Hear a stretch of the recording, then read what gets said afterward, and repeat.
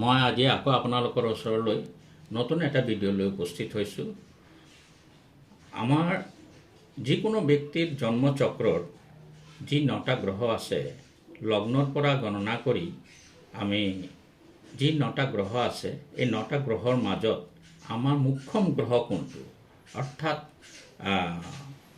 যিটো গ্ৰহৰ দ্বাৰা আমি পৰিচালিত হওঁ, এইটো কোনটো গ্ৰহ হ'ব পাৰে, সেইটো আমি কেনেকৈ আমাৰ জন্মকুণ্ডলীৰ পৰা আমি উলিয়াব পাৰোঁ, আজি তাক লৈ বিচাৰ কৰিছোঁ।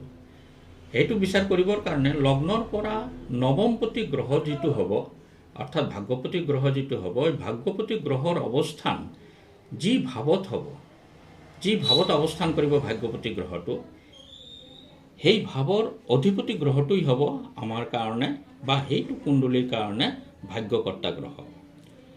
চিত্ৰ দেখুওৱাৰ দৰে এইটো এটা কন্যা লগ্নৰ চিত্ৰ আৰু কৰ্কট ৰাশি। লগ্নতে মংগল, ধনভাৱত কেতু আৰু ষষ্ঠ ভাৱত শনি, অষ্টমত বৃহস্পতি ৰাহু, একাদশ ভাৱত চন্দ্ৰ আৰু শুক্ৰ অৱস্থান কৰিছে, ৰবি বুধ দ্বাদশত অৱস্থান কৰিছে। এতিয়া ভাগ্যপতি গ্ৰহ একাদশত চন্দ্ৰৰ ঘৰত চন্দ্ৰৰ লগত অৱস্থান কৰিছে। অৰ্থাৎ এই জাতক বা জাতিকাৰ কাৰণে ভাগ্যকৰ্তা গ্ৰহটোই হৈছে চন্দ্ৰ। তো আপোনালোকেও এনেকৈ নিজৰ কুণ্ডলীৰ পৰাই বিচাৰ কৰি উলিয়াব পাৰিব আপোনালোকৰ মুখ্য ভাগ্যকৰ্তা গ্ৰহ কোনটো।